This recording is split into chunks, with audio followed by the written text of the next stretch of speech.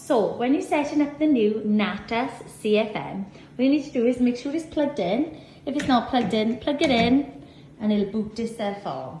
If it doesn't boot itself on and you don't get a little green light, just press and hold and the green light will come on. At this point, the screen does its setup. You no longer have to try and find the Bluetooth connection because it is cabled.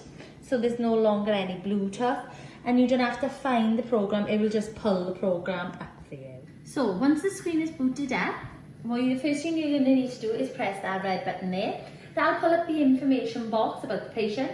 So in the top box, put the M numbers. We'll say this baby's M99999. If you haven't got an M number, don't worry, you can leave it blank and you'll be able to back put it in patient information.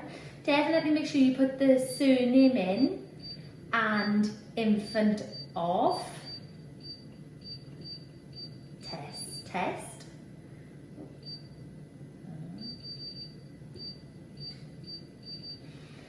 Tap the date of birth and it pulls up the calendar. So we say this baby was born this morning at, well, we'll call it was born at midday.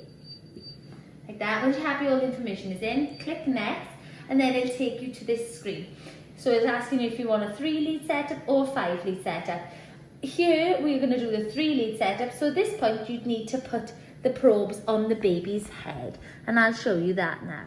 So when you're deciding where to place the probes, you will now only need one red probe, one yellow probe, we no longer need the black one, and you'll need one of the skin electrodes. These live in the drawers underneath the cooling mattress, but if for example you couldn't find one, they are exactly the same as the ECG wires. That's what the company has told us.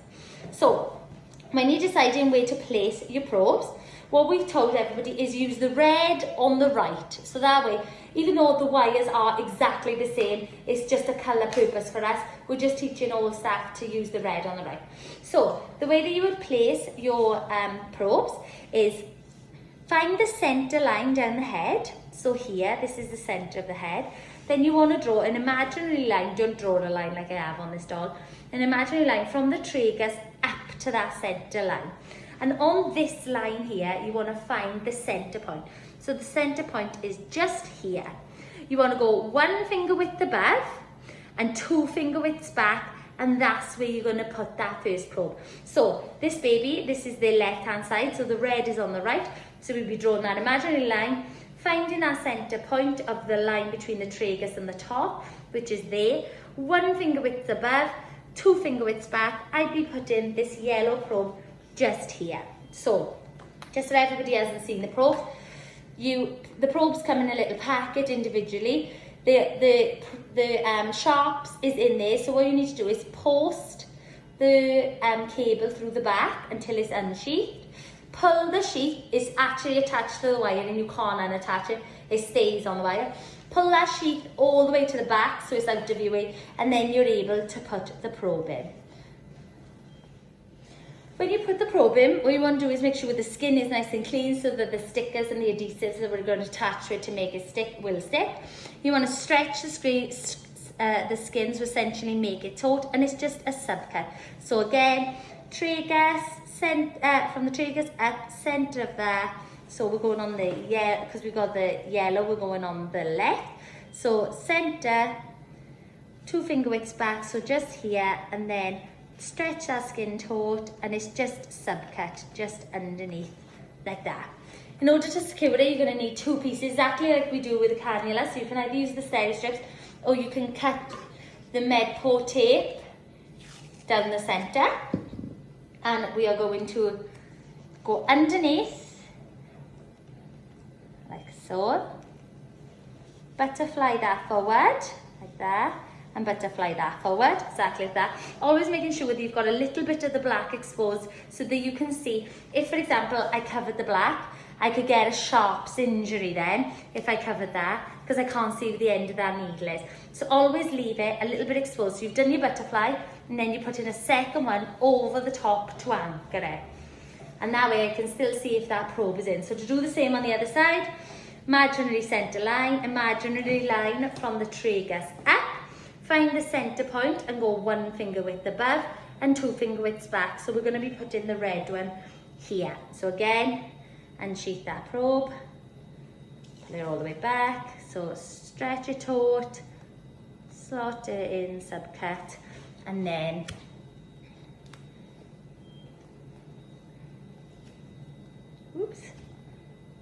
butterfly forward, and secure, making sure that you can see the end. So for this machine, you only need 2 probes into the scalp. So these are your 2 probes. And then you're going to need a skin electrode, like we said, and that will be stuck on the back of the neck by the shoulder, just here. Obviously your baby's not going to have clothes attached to them, so you're just going to stick that there. When you want to put these then, once you've got all your probes and your skin electrodes, what you need to do is, on the box, it represents the baby's face. So you've got 2 ears and a nose. So we put the back probes in, the P3 and the P4. So we've got the yellow on the left. Oops. Like that. So we've got the P3, follow that up. That's going to go there. And we've got the P4 on the right, the red on the right, follow that up. That's going to go there. And then that centre green one, that is that sticky skin electrode, just there. Really make sure you push them in, because they'll give you a bad impedance, like you've got a bad impedance if you haven't pushed them in. So really make sure they're pushed in, and that way you know you've got a good pickup and your probes are really well stuck on there. At this point then, you can go back to the machine. Once you're happy, the probes are all in and everything's nice and you're happy, we're going to go on the 3 lead and we're going to press start recording.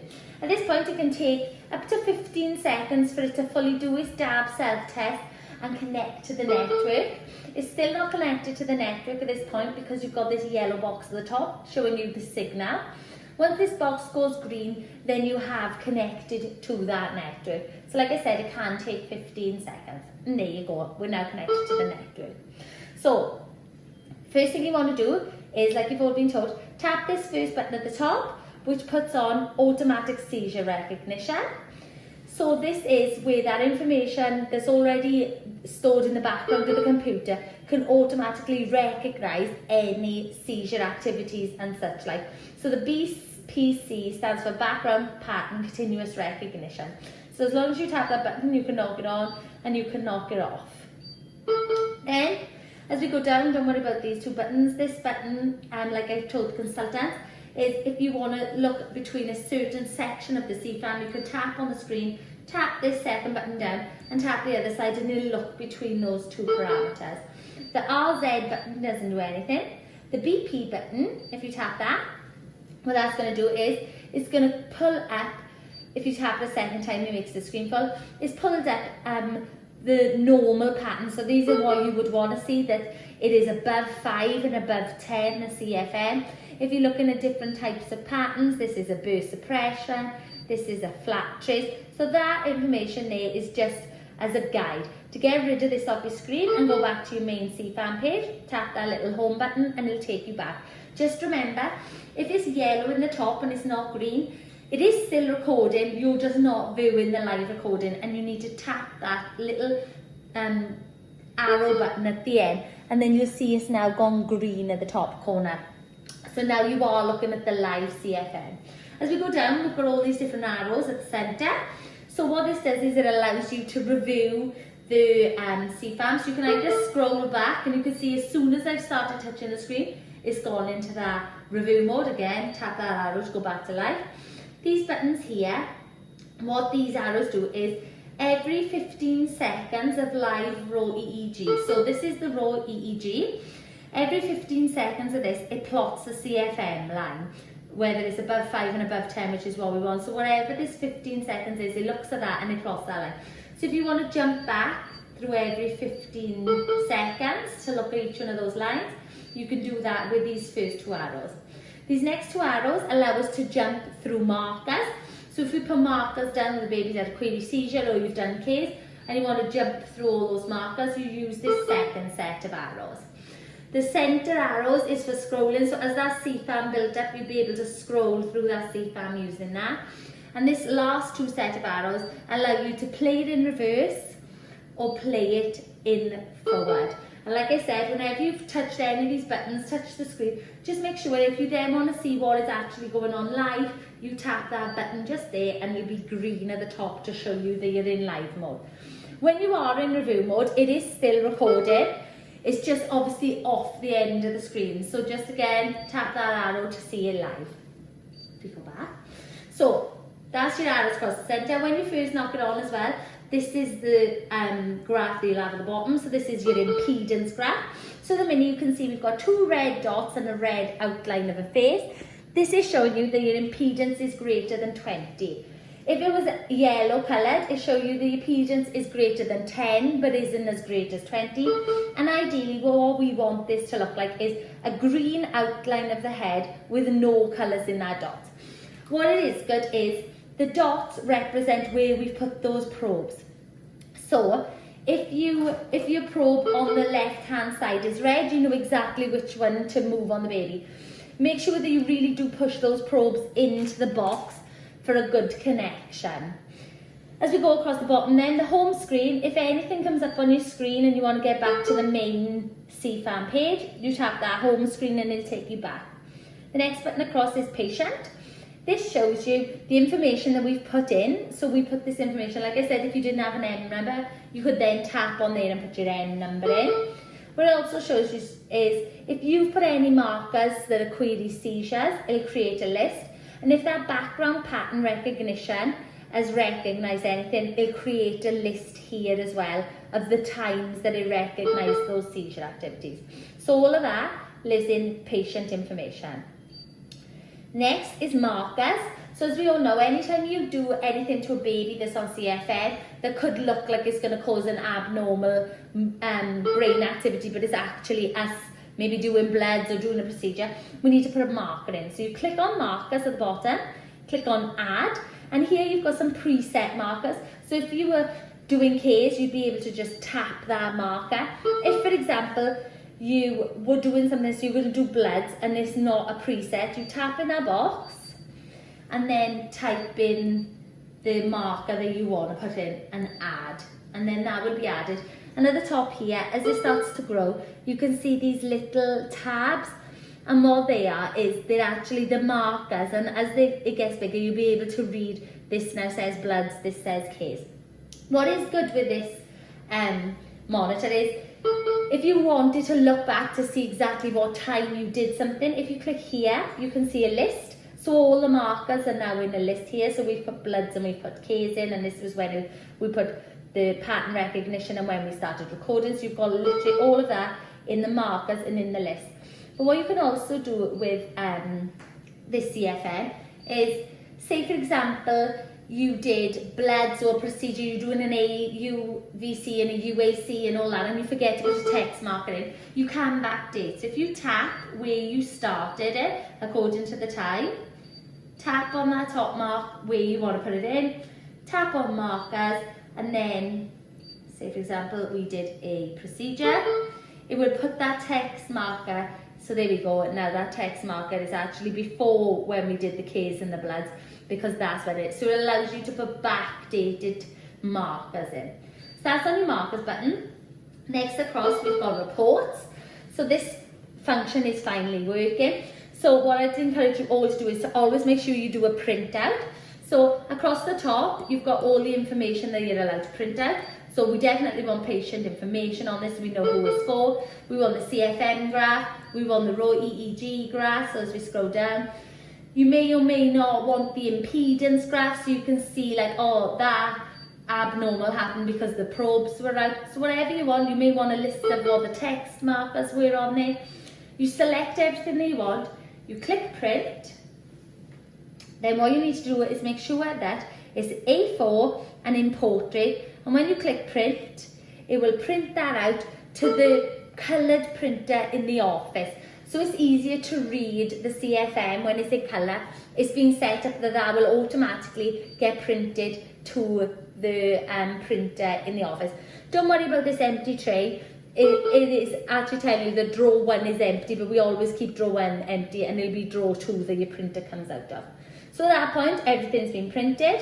What you can do as well, so what that's going to do is that's going to print that information that you've got on there. Then we've also got the file over here where you can select what you want to export, and you're able to export that, and I've been assured that that will now export to that shared W drive. So you go into shared W drive, go into Children and Young People's Directorate, go to the neonatal unit, and then there's a folder in there called CFM. But what I would say is, in case that malfunctions, really make sure that you have that printout copy, okay? So that's in reports. As we go across then, you don't need to worry about tools, that's to do with IT, software in the background, and then we've got help. So the help guide is just a quick guide. So if we open it up full, double tap the screen and it'll make it full. So you're able to, if you can't remember where you need to put the probes, you're able to have a look on here. It's a quick help guide of what information. So there you go, you can see the pictures of where the probes need to be. It's just everything to do with this machine that you might have a question for, you'll find in that help button. Put it again, it's yellow, so make sure you're on live feed, tap that arrow. In the bottom corner then, this button that we push to start recording will also allow you to stop recording. So once you finish with the patient, you click that button, you stop recording. Always stop recording before you switch the computer off. It's good to practice. Again, if you're like, oh, I didn't mean to switch the computer off, I didn't mean to stop recording, if you tap that button, you also have the option to resume. So if we tap that, it'll carry on recording. However, if you come on here and you tap recording and that patient box doesn't come up, it means somebody didn't switch the CFM off before you, so you would want to create a new session for a new patient. But we'll say we're going to resume on this patient with the 3 leads that we've already set up. So we're carrying on recording. Remember, every time you stop recording and start recording, it can take that 15 seconds for the network signal to kick up before you get that green box in the corner. So don't panic and freak out. Just give it the full 15 seconds and then that little box will go green in the corner. If it doesn't, and you want to check that you have actually started to record, if you have clicked start recording, it won't give you the option of stop recording. So at the minute it is just configured, and then there you go, you've got your green connection in the top corner. As we go back up the side, you'll see there's 2 buttons over here. So the first one is already on here. This is the impedance chart that we've talked about. And the one below is the raw EEG. So this is showing you the raw footage of what's being seen. When you have, if you want to have a look at the impedance chart, but you obviously normally we would keep it on the raw EEG so we can look at if there's any seizure patterns coming. The signal at the top is red. What we would want is it to be either amber or green, because at the minute the signal is telling you if you tap it, you've got a bad impedance, it's over the 20. So what you can do, instead of having the impedance chart at the bottom, check it initially to make sure that the probes are all okay, but then have that raw EEG up and just keep an eye on that signal button at the top. Then across the top then you've got 2 more buttons. So because we're only putting 3 leads in, we just need the single channel. If we did use 5 leads, we could look at the dual channel at either side. But like I said, we're only using that single channel. And that's pretty much it. Like I said, to switch the machine off, all you want to do is tap that and stop recording. Once it's all stopped recording, what we would ideally do then is we would print out a new report. So we would go in here, print to make sure that we've got the up-to-date report of what's going on. I'm just going to click close right now, I'm not going to use all the ink. But you'd print that out, and then when you're happy it's all printed out, you tap this off button in the corner and it says, do you want to shut down? And you say yes. And at this point then the baby is hopefully either be decided that it no longer needs CFM, or if it's being cooled, it's that the transport team is taking this baby away. And that's it. In the future, it may be that the way that we secure these changes, but until we get that protocol and develop that, this is the way that we're going to currently do it. So again, just to reiterate, it's the red on the right for the baby, and the left is the yellow, and then you've got that skin probe on the back.